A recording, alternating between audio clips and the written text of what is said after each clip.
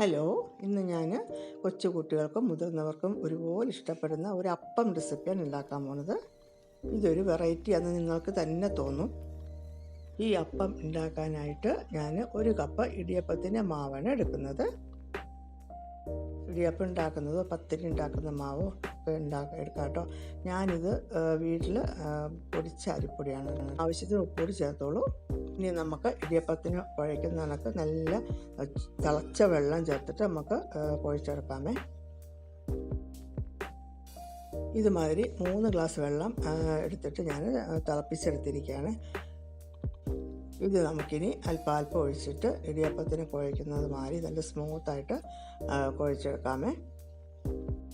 ഇനി നിങ്ങൾ ചെയ്യേണ്ടത് എൻ്റെ ചാനലൊന്ന് സബ്സ്ക്രൈബ് ചെയ്യുക, ലൈക്കും ചെയ്യണം, കമൻറ്റും ഒക്കെ ചെയ്യണം. വീഡിയോ കണ്ടു കഴിഞ്ഞിട്ട് ഈ മൊത്തം വെള്ളമൊന്നും വേണ്ടി വരത്തില്ല കേട്ടോ. ഞാനത് കൂടുതൽ തിളപ്പിച്ചെന്നേ ഉള്ളൂ, കുറേണ്ട വെച്ചിട്ട്. ശരിക്കും ഇടിയപ്പത്തിന് കുഴയ്ക്കുന്ന മാതിരി നല്ല സ്മൂത്തായിട്ട് കുഴച്ചെടുത്തിട്ടുണ്ട്. ഇതിന് നമുക്കൊന്ന് മാറ്റി വെക്കണം. നോക്കി നല്ല മാതിരി സ്മൂത്തായിട്ട് വന്നിട്ടുണ്ട് കേട്ടോ. അത് അടുത്തതായിട്ട് ഞാൻ 1/2 കപ്പ് തേങ്ങ തിരുമിയത് എടുത്തിട്ടുണ്ട്. നിങ്ങളുടെ ആവശ്യത്തിനനുസരിച്ച് എടുക്കുക കേട്ടോ.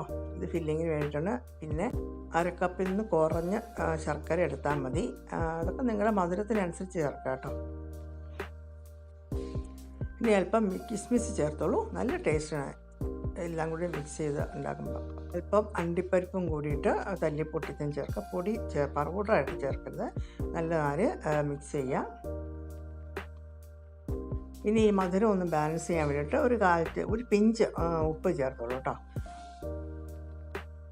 ഇനി ഒരു 1/4 ടീസ്പൂൺ ഏലക്ക പൊടിച്ച് ചേർത്തോളൂ. എല്ലാം കൂടി മിക്സ് ചെയ്ത് നല്ലൊരു ഫ്ലേവർ ആയിരിക്കും കേട്ടോ. അത്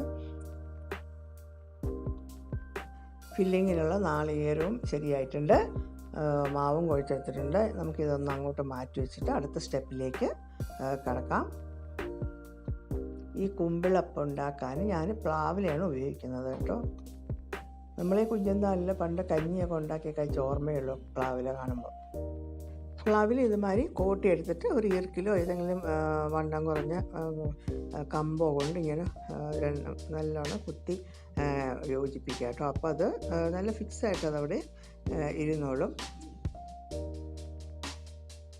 ഞങ്ങൾ നടക്കാൻ ഇറങ്ങിയപ്പോൾ ഒരു വീട്ടിൽ പ്ലാവിൽ നിറച്ച് പച്ച ഇല ഇങ്ങനെ നിൽക്കുന്നുണ്ടപ്പോൾ വല്ലാത്തൊരാഗ്രഹം തോന്നിയെന്ന് അപ്പം ഉണ്ടാക്കിയാലോ. അങ്ങനെ ഉണ്ടാക്കാനൊരു ഐഡിയ തോന്നി കേട്ടോ, ഈ കുമ്പിളപ്പം ഉണ്ടാക്കാൻ.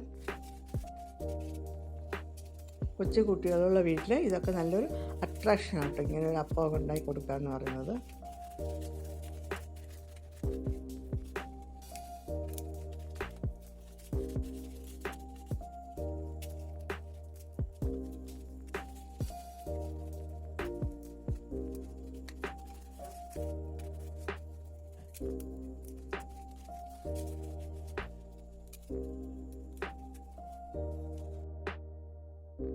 പ്ലാവിലെല്ലാം ഞാനിതുമാതിരി കോട്ടി എടുത്തിട്ടുണ്ട്.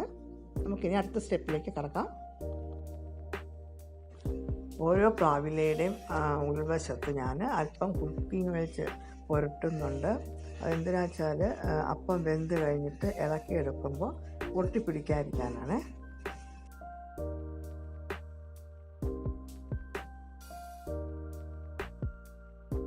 അടുത്തതായിട്ട് ഞാൻ ഇതുമാതിരി അറ്റം ഇച്ചിരി പരന്നിട്ടുള്ള നമ്മൾ ജാമൊക്കെ എടുക്കാൻ ഉപയോഗിക്കത്തില്ലേ ബ്രെഡിനകത്ത്, അതുമാതിരിയുള്ളത് എടുത്തിട്ട് മാവെടുത്തിട്ട് അല്പം ഒന്ന് അതിനകത്തിലൊന്ന് നിറയ്ക്കാട്ടോ. ഇങ്ങനെ നല്ല എല്ലാ സ്ഥലത്തൊന്ന് സ്പ്രെഡ് ചെയ്ത് വയ്ക്കാം.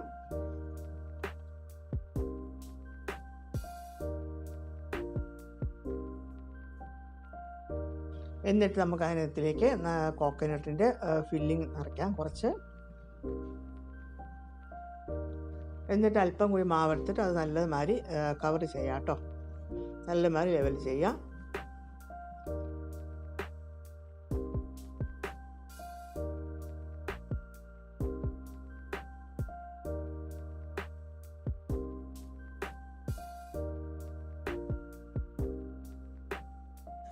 ഇങ്ങനെ നമുക്ക് കോട്ട് വെച്ച എല്ലാ പ്ലാവിലയും നമുക്ക് മാവിങ്ങനെ നിറച്ചെടുക്കാം.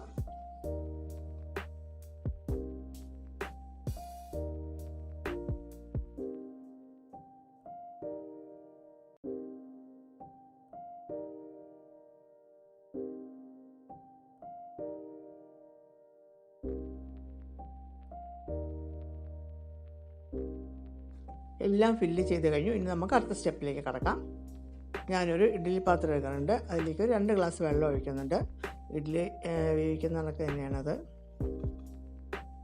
അതിലേക്ക് ഞാനൊരു 2 തട്ട് വയ്ക്കാനുണ്ട്. ഒരു തട്ട് വെച്ച് കഴിഞ്ഞാൽ വെള്ളം തിളയ്ക്കുമ്പോൾ ചിലപ്പോൾ അപ്പത്തിനകത്തിൽ വെള്ളം കയറും. അതുകൊണ്ടാണ് ഞാൻ 2 തട്ട് വെച്ചത്. നമുക്കിനി ഓരോന്നായിട്ട് ഫില്ല് ചെയ്ത് വെച്ച ഓരോ അപ്പമായിട്ട് ഇറക്കി വയ്ക്കാം.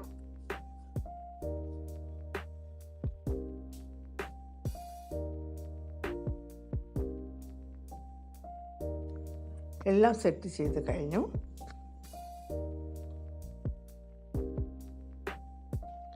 ഇനി നമുക്കിതൊന്ന് സ്റ്റീമിൽ വേവിച്ചെടുക്കാം. അത്രയും സമയം മതി. ഇഡ്ഡലി വേവുന്ന അത്രയും സമയം മതിയേ.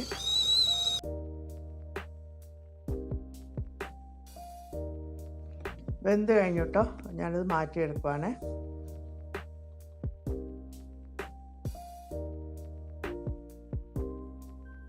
ചൂട് അല്പം ഒന്ന് മാറിയിട്ടുണ്ട്. ഇനി നമുക്ക് ഓരോന്നായിട്ട് അതിനകത്തുനിന്ന് ഇളക്കിയെടുക്കാം.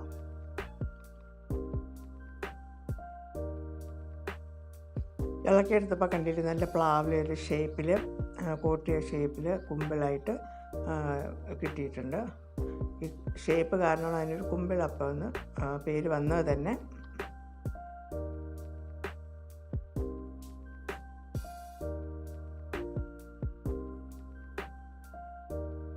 കിസ്മിസും അണ്ടിപ്പരിപ്പും ഏലക്കായൊക്കെ ഇട്ടതുകൊണ്ട് നല്ല ടേസ്റ്റും നല്ല ഫ്ലേവറും ഒക്കെയാണ് കേട്ടോ അത്. അപ്പോൾ ഇതെല്ലാവരും ഒന്ന് ട്രൈ ചെയ്യുക. കുട്ടികൾക്കും മുതിർന്നവർക്കും ഒരുപോലെ ഇത് ബ്രേക്ക്ഫാസ്റ്റിനും ഡിന്നറിനൊക്കെ എടുക്കാൻ പറ്റുള്ളത്. അപ്പോൾ ഇതെല്ലാവരും ഒന്ന് ട്രൈ ചെയ്യാം. ഇനി മറ്റൊരു നല്ല വെറൈറ്റി റെസിപ്പിയായിട്ട് ഞാൻ വരുന്നുണ്ട്. Okay, by.